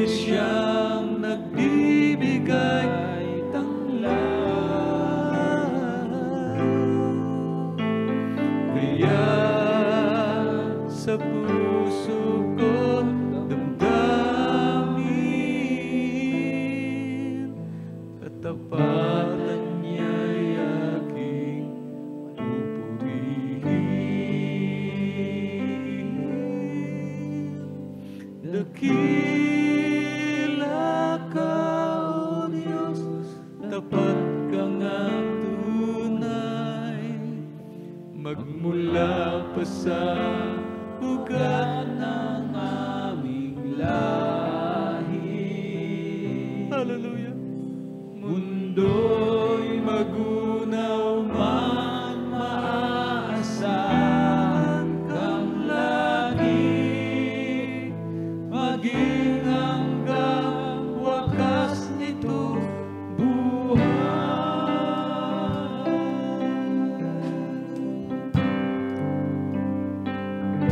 Patuloy kaming lumalapit, O Diyos, sa trono po ng kahabagan. At patuloy po namin dinudulog sa iyo ang aming mga kalagayan sa buhay, O God. Panginoon, salamat po. Nilikha mo kami na mayroong kakayanang magpasya at mamili. Nilikha mo kami na may karunungan at kaalaman din naman, O Diyos. Pero tulungan mo kami, Ama, na maging matalino kami sa aming mga pagpapasyang gagawin, O Diyos. Bigyan mo kami ng tagumpay, kalakasan. Tuwid mo lahat ng bagay na gaganap sa aming pong buhay. Humibo kami ng tawad, O Diyos, sa lahat ng aming kasalanan na nagawa at pagkukulang din naman. Ama, Ama, Ama, patawarin mo kami sa amin naging maling desisyon na ginawa ng nakaraang mga panahon, maging itong nakaraang araw, O Diyos, kung meron man. Inaamin namin, Panginoon, O God, kami mahina, walang sigla at kuminsan nawawalan ng sapat na kalakasan, kaalaman, upang mapili namin kung anong mabuti, O Diyos, at mainam para sa aming buhay. Lord, give us wisdom and understanding of your purpose and will. Kung kami may bigo, Panginoon, alamin muna namin, Panginoon, ang plano mo at kalooban sa aming pong buhay. Patawarin mo kami, O God. Tulungan mo kami, Panginoon. Kung ang dahilan po na aming kalungkutan sapagkat bigo kaming alamin yung plano mo sa amin po, O Diyos, Panginoon, patawarin mo kami. Kung nakalimutan namin pangunahin ka sa maraming pagkakataon sa mga desisyong aming ginawa, Lord, forgive us, O God. Lord, hindi namin alam, Panginoon, namin bukas. Hindi namin pwede ipagmalaki, Panginoon, na aming kakayanan at kaalaman, O Diyos, sa mundong ito. Even our experiences, O God, hindi namin pwede ipagmalaki, O Diyos, ang aming mga naging karanasan upang maggamabay sa aming, Panginoon, sa aming mga pagpasyang gagawin sa buhay namin ito. Lord, kailangan namin ng wisdom na nagmumula sa iyo, ang direksyon ng galing sa iyo. At Panginoon, basbas mo sa lahat ng bagay na amin pong gagawin, lalo na yung mga masiselang desisyon sa buhay. Panginoon, ay dalangin ko, Lord, bawat mga tahanan, ng mga ama ng tahanan narito, bawat mga tatay, katulad ko, O Diyos, bigyan mo kami ng talino, O Diyos, at kakayanang isipin, alamin ang anong kalooban mo para sa aming buhay. Ayun namin, Panginoon, mabigo, Panginoon, sa larangan pagiging ama para sa aming mga anak, O God. Bagamat hindi kami perfecto, may mga failures kami, Panginoon. Gayunpaman, Lord, Ikaw ang Diyos na aming tatay sa langit. Ikaw ay ganap, Ikaw ay perfect, Lord. Sa iyo po, Panginoon, ang katwiran at kabanalan. Kaya humingi po kami ng direksyon nang gagaling sa wisdom that comes from you, O God, our Father in heaven. Lord, tulungan mo kami magmahal katulad ng pagmamahal mo, O Diyos. Tulungan mo kami mamuhay tulad ng pamumuhay, Panginoon, na nais mong maganap sa aming pong buhay. Lord, I pray for every nanay, Panginoon, nandito. Batid mo po ang kailang bigating daladala. Batid mo ang luha nila, Panginoon, suffering that they are facing, good day. The load and the burdens that they are carrying, O God. I pray, God, in the name of Jesus. Tulungan mo sila, Panginoon, sa kailang task to be a good mother, a godly one, O Lord, to their children, in the name of Jesus. Tulungan mo silang gabayan po nilang kailang mga anak patungkol sa tamang direksyon, O Diyos. Tamang paalala, tamang mensahe, Panginoon, na dapat to maranasan at madinig ng aming mga anak. Tulungan mo kami, Panginoon, katulad ng pagmamahal mo at pagkalinga mo po, maipadama namin sa aming mga anak. Sa kailang mga anak, Panginoon, ang katwiran at kalooban mo, O Diyos, na meron pong pagmamalasakit, pag-unawa at pagmamahal din naman, O Diyos. Lord, I pray for every children who are here, Lord, lahat po ng mga anak na nandito, mga kabataan na kapiling namin, Panginoon. Sa mura lang edad, O Diyos, may mga desisyon silang masiselang gagawin, O Diyos. Tulungan mo silang maging matalino, Ama, sa pangalan na Jesus. Ilayo mo sila sa anumang kapahamakan. Ilayo mo pa sila, Panginoon, sa maling pagpapasya, Panginoon, magdudulo sa kanilang kasiraan ng buhay at kalungkutan din naman sa pangalan ni Jesus. I pray, Lord, wisdom and understanding to be with them, Lord, as they decide things for the betterment of their future, oh God. In the name of Jesus. In the name of Jesus. Ama. Hallelujah. Dalangin ko rin, O Diyos, ang mga lingkod mo katulad ko. Tulungan mo kami magdesisyon ng tama, maging matatag sa pananampalataya. Ano man pagsubok, tukso dumarating sa aming buhay, tulungan mo kaming, Lord God, magtiwala sa iyo at tumasa sa kakayanan at kalakasan na bumula sa huwag po sa aming sariling kakayanan at kalakasan din naman. Sa pangalan na Jesus, Lord, papagtagumpayin mo po lahat ng mga leaders and lingkod mo, Panginoon, sa gawain mo po, Panginoon, Lord. In the name of Jesus, O God, help us to walk, to move according to your purpose and plans, to your program, O God. And let your desires be our desires, O God. Let your will be our will. Let your program be our program. Let your plan be our plans in the name of Jesus. Let your will prevail, O God, over our homes, over our lives, over our ministry, over this church, O God. In the mighty name of Jesus. Hallelujah. Lahat po na may karamdaman pang iniiyak ko sa iyo, O Diyos. Lahat po na may mga sakit. Hindi po nila marahil alam mo, Lord, ang anumang desisyon na kailang gagawin. O God, sa kailang pupunta, kaninong doktor, paano nila aabutin ang kailang kalagayan physical, O Lord. Pero Lord, sa pagkatong ito, hayaan mong idulog namin sa iyo ang aming pangangailangan, maging po ang karamdaman ng bawat isa na meron pong sakit ngayon. In the name of Jesus, we entrust to you, Lord, their physical health. In Jesus' name, let the strength and the healing of power of God be upon them right now in Jesus' name, Lord. Pinagkatiwala po namin ito sa iyo, Panginoon. Marunong kang Diyos at Diyos ka na nagpapagaling. Diyos na nag-iimal at walang bagay na imposible sa iyo. Lord, walang bagay na mahirap sa iyo. You can heal us, Lord. Even our cancer, Lord God, you can eliminate it in the name of Jesus. You can even, Lord God, normalize our physical health in Jesus' name. Give us wisdom and understanding, O Lord, of your purpose and will. In the mighty name of Jesus. Jesus, Jesus. Our healer, our friends, our Savior, our God.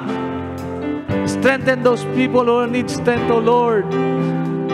Those who are weak. Additional health and strength be upon them in Jesus' name. Hallelujah. Yes, God. Dakila ka, O Diyos, tapat kang ang tunay, magmula pa sa ugat ng aming lahi. Mundo'y magunaw man, maasahan kang lagi, maging hanggang wakas nitong buhay. Purihin natin ang pasalamatan mo, Diyos, kapatid. Dakila ka, O Diyos, sa habang panahon. Katapatan mo'y matibay na sandigan. Sa bawat bigating tagumpay man ay naroon. Hallelujah. Hallelujah na pag-asa. Amen, Lord God. And I pray, Father God, in the name of Jesus, bless these people, O Lord, in Jesus' name. Hallelujah. Bless them, O God. Empower them, Lord, in the name of Jesus. Hallelujah. Yes, God.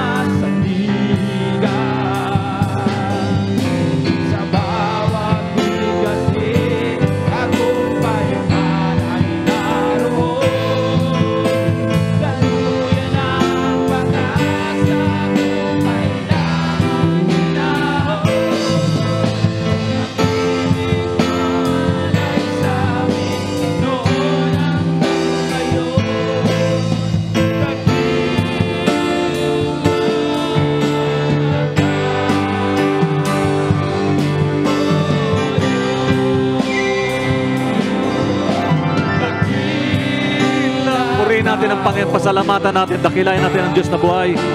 Hallelujah! Iyak po natin ang ating pagpapasalamat, pagpupuri, pagdakiluwalhati sa ating Diyos na buhay. Yes, Lord! Sa bawat igating tagumpay man ay naroon. Gano'n ang pag-asa kung kailangan hinahon. Pag-ibig mo'y alay sa'min noon hanggang ngayon. Dakila ko.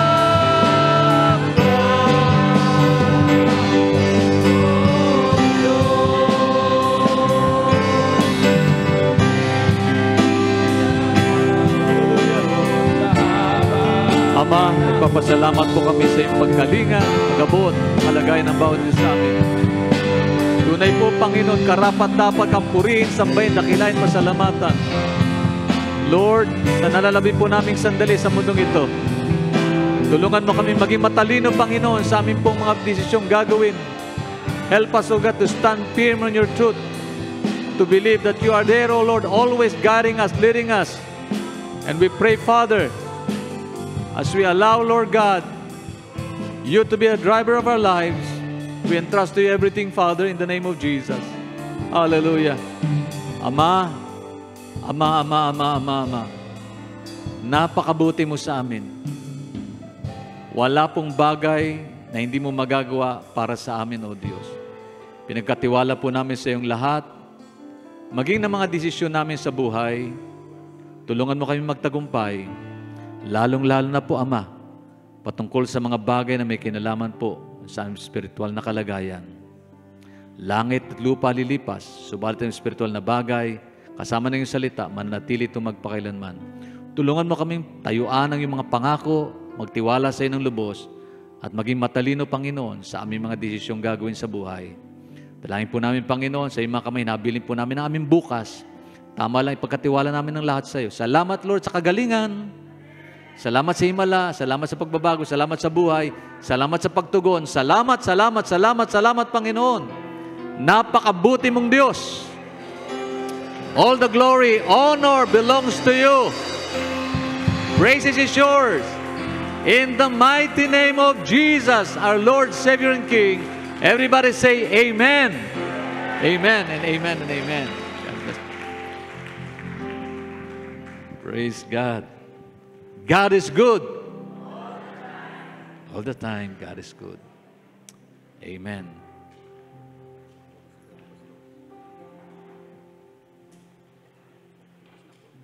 Salamat. Praise God. Amen. Kung saan tayo naroon ngayon, ito'y dahil sa pagpapasyang ginawa natin kanina o kahapon. At salamat sa Panginoon kung bakit tayo nandito, ginabayan tayo ng Diyos. Kung bakit tayo nagpapasalamat sa Panginoon because God has guided us to be grateful, to be thankful in everything that we receive from Him. Salamat sa Diyos. Salamat sa kagalingan. Lahat po naman pinagaling, nakadama ng hipo ng pagpapagaling. Purihin mo ang Panginoon, palakpakan mo ang Diyos. Hallelujah. Lahat po ng pinalakas, purihin mo ang Panginoon. Lahat ng nakadama po ng kalinga, biyaya, tipo ng Diyos. God is good. God is good. Amen. Hallelujah. Jesus is coming very soon. Amen to that. Tayo po'y dadako sa pang mahalagang gawain. Mahalaga? Yes. Kasi minsan ito hindi na dapat nagbabago sa buhay natin. Patuloy po itong nananariwa. Patuloy po itong nagbibigay ng kalakasan sa atin. At pagtanaw sa magandang bukas. Tayo po'y muling tumayo. Reading from the Bible, 1 Corinthians chapter 11, starting from verse 23. Ito po ang ating mababasa. Kunin niyo na po ang inyo pong mga tatanggapin. Tayo po'y dadako sa ating pong pagsasalo-salo, sa ating pong Holy Communion. Banal na komunyon. gabi man o umagang gawin, ang mahalagang mensahe po ay nakapaloob ang puso natin doon.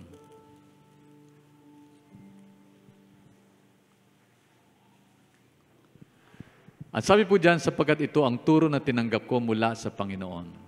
So ito'y turo ng Diyos, hindi po turo ng sinuman. Nung gabi siya'y pagkanulo, ang Panginoong Hesus ay dumampot ng tinapay, nagpasalamat at pinagpira-pira sa iyon. At sinabi, ito ang aking katawan na inihahandog para sa inyo. Gawin ninyo ito bilang pag-alaala sa akin. Habang tangan po natin yung ostya na yan o tinapay na walang pampaalsa, anong sabi ng Bible? Alalahanin natin, siya ang Panginoon. Habang tangan po natin, isipin natin ang kabutihan ng Diyos. Pagmamahal ng Panginoon.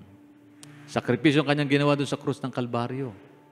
Tayong dapat ipinako, pero inangkin niyang lahat, inako niyang lahat, alang-alang sa atin. Di ba mabuti ang Diyos sa iyo at sa akin? Kung di pa natin maalala yan, malungkot naman. Matapos magapunan, dumampot din siya ng kopa at sinabi, ang kopang ito ang bagong tipan na pinagtitibay ng aking dugo. Kung iinumin ninyo ito, gawin ninyo bilang pag-aalaala sa akin.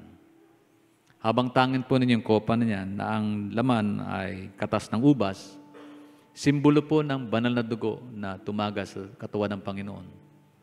Nabayubay siya sa krus. Pinasa ng krus, ang bigat nito. Tinanggap lahat ng palo. Ang sabi ng Biblia, by His stripes you are healed. Sa dami daw ng talo tinanggap niya, ganun din daw kadami ang sakit na pwedeng pagalingin ng Panginoon. Name it, you can receive the healing from Him. Nothing is impossible. Walang imposible. And we still believe that God works wonders and miracles sa panahong ito. Maraming hindi naniniwala sa himala ng Diyos, pero tayo po, ako po naniniwala, God is still in the process. He's still in the business of healing, in the business of doing miracles. Marami po magpapatotoo niyan. At karamihan dyan, nasa Caloocan, Bethel. Amen. O, pinangingiti na kayo ng Lord dati, kasi mahangot kayo. Nakangiti na. Amen. Pinalalakas ng Diyos. Ang abang lingkod niya, pinalalakas pa rin ng Panginoon. Hallelujah. From north to south, east to west. Heaven and earth. Amen. Praise God. Hallelujah. Kaya ko pa mag-drive ng malayo, sa biyaya pa rin ng Panginoon. Pero kailangan pa ng relyebo sa biyaya ng Diyos. Wisdom tells us na kung may marunong magmaneho, pag-drive-in mo sila. Wisdom lang naman yon. Amen. Pero God gives strength and empowerment. Kaya kapag hawak mo nito, by stripes you are healed. Salamat po. Hindi lang stripes doon para sa kagalingang physical, kundi karamdamang spiritual. Pamagitan ng banal na dugo ng Panginoon, tinakpan at tinugasan lahat ng ating kasalanan. Di pa natutuwa? Siya ang source ng ating pong buhay at kaligtasan. Salamat sa Kanya. Tayo po yung lahat manalangin. Panginoon, salamat. Marami pang dahilan, Panginoon, at higit na dahilan para kapasalamatan namin, O Diyos. Hindi lang po sa mga material na bagay, hindi lang po sa mga desisyong aming gagawin, kundi, Panginoon, isipin lang namin, O Diyos, ang kabutihan mo at pagmamahal mo sa amin, pagliligtas mo sa amin, ang kahabagan mo, pag-unawa. At Lord, yung iyo pong punong-puno ka ng habag at biyaya at pagpapatawad. Napakadakila mo, O Diyos, sapat na yung para pasalamatan ka namin. At magdesisyon kami ng tama patungkol sa pagtataguyod ng aming relasyon sa iyo.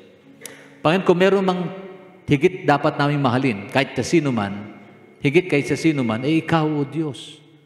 Wala pong bagay dapat makapaghiwalay sa amin sa pag-ibig mo. Wala pong taon dapat na higit na mahalaga sa amin, kundi ikaw. At sa aming mga desisyong gagawin, Lord, tulungan mo kami, lalo po kami maging matibay sa pananampalataya, lalo kami maging malapit sa iyo, higit kaysa kanino man. Salamat po, Panginoon. Darating araw, iiwan namin ang mundong ito, haharap kami sa iyo, at makakapiling ka namin magpakilaman sapagkat yun ang pangako mo. Sino po sa amin ang nananabik na makasalubong ka at makasama ka magpakailanman? Lord, ikaw po nakakalam ng puso ng bawat isa kung sinong una at prioridad namin sa buhay. Tulungan mo kami, Panginoon, na sa pagtanggap namin ito, huwag namin makalimutan ang kahalagahan mo sa buhay namin ito. Salamat po. Ito pong aming dalangin sa pangalan ni Jesus. Amen, amen, and amen. Sama-sama po natin kainin.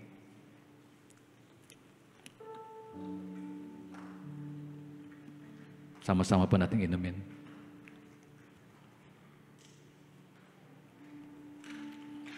Amen.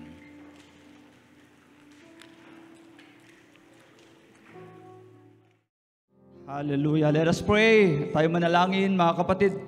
Hallelujah, hallelujah. We will forever be grateful unto you. Hallelujah. Napakabuti mo sa amin, Panginoon namin Diyos, na dakila at makapangyarihan sa lahat. Panginoon, Ikaw ang Diyos na may likha ng lupa at langit. Ikaw ang Diyos na may-ari ng buhay namin. Lumalapit kami sa inyo sa umagang ito na may kababaang loob at inaalala kung wala ka, wala kami. Panginoon, purihin ka sa mensahe mo, sa pangungusap mo. Salamat, Panginoon, sa kalayaan, Panginoon, sa kalayaan ng pagpili, Panginoon. Lord, sabi mo, Panginoon, na kami ay pipili, Panginoon, ng tama, Panginoon. Pero sabi mo, the spirit is willing, but the flesh is weak. Panginoon, salamat, Panginoon, sa kaloob ng panalangin. Lord, turuan mo, paalalahan ng bawat isa sa amin na dumulog sa inyo sa araw-araw upang kami mamili, Panginoon, ng tama at ayon sa iyong kalooban, sa biyaya, habag mo at pag-ibig mo sa bawat isa sa amin.